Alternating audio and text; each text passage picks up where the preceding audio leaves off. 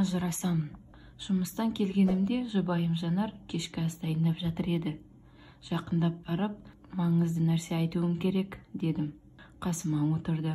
Айтар сөзім оның жүрегін ауыртатынын түсініп тұрдым. Бірақ қаншама қиын болса да айтуым керек болды. Ажырасайық, дедім. Ашуланбады. Қарсы сөз де айтпады. Себебін сұрады. Еш нәрсе айта алмағаныма ренжіді. Басқа әйелді жақсы көретінімді айта алмадым. Ол түні бойы жылап шықты. Бірге өткізген 20 жылдан кейін ажырасу қиын болатыны түсінікті. Оның алдында өзімді кінәлі сезінгенім үшін оған көлік, үй және компаниямның 30% үлесін беретін келісімшарт дайындап қойдым. Бірақ ол қағазға бір қарады да жыртып тастады. Екеуміз мүлдем бейтаныс адамға айналдық. Оның маған жұмсаған уақыты мен күш-жігеріне жаным ашиды. Бірақ жүрекке әмір жүрмейді. Қазір басқа жанды, ләззатты жақсы көремін. Келесі күні үйге кеш келдім.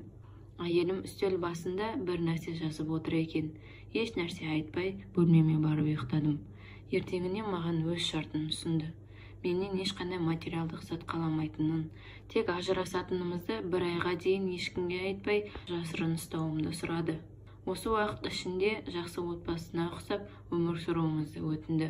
Бұған жалғыз себеп ұлымыз Асқардың бір айдан соң университетке түсетіндіктен қабылдау емтиханы кезінде отбасы ішіндегі мәселелер оған кедергі болмасын деген ниет екен. Келістім. Екінші шарты да бар болды. Үйленген күні есіктен үйге қолыма алып кіргізгенімді есіне түсіріп, бір ай бойы оны қолыма алып бөлмемізден есікке дейін апарып жүруімді сұрады. Басында есінен ауысқан ба деп ойландым.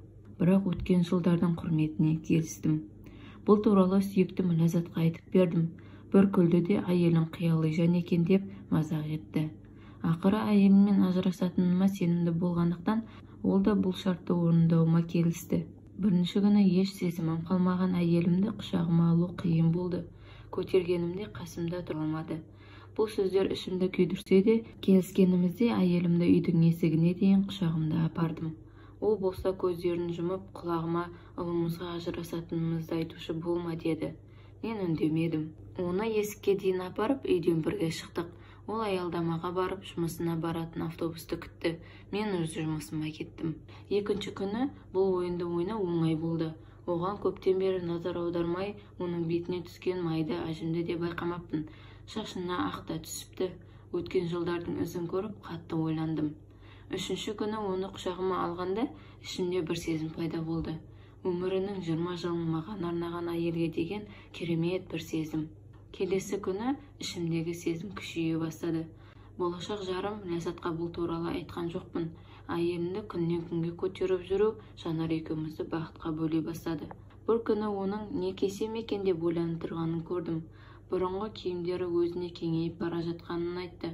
Расында да соңғы күндері қатты арықтап кеткенін байқадым. Ажырасатынымызды ойлап, соның уайымымен арықтағанын түсіндім. Еріксіз басынан сипадым. Осы кезде келіп қалған ұлымыз, әке, анамды құшағында тасуым керек деді. Жанарды құшағыма алып жүру үйіміздің бір дәстүріне айналып та кетті.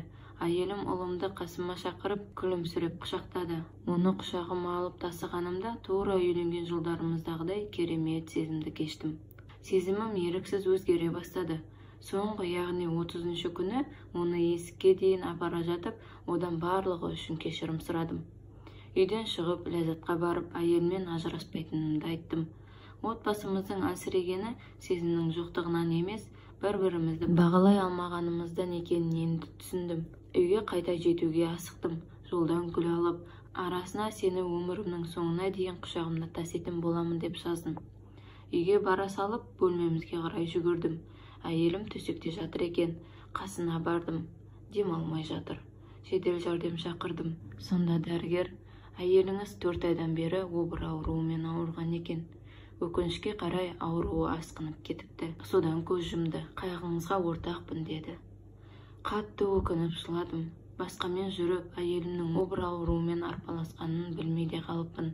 Ал ол менің қамымды ойлап, өмірінде санаулы күндер қалғанын білгенін үшін, ұлымыздың алдында мені анасын тастап кеткен жаман әке ретінде көрсетуге тырысты.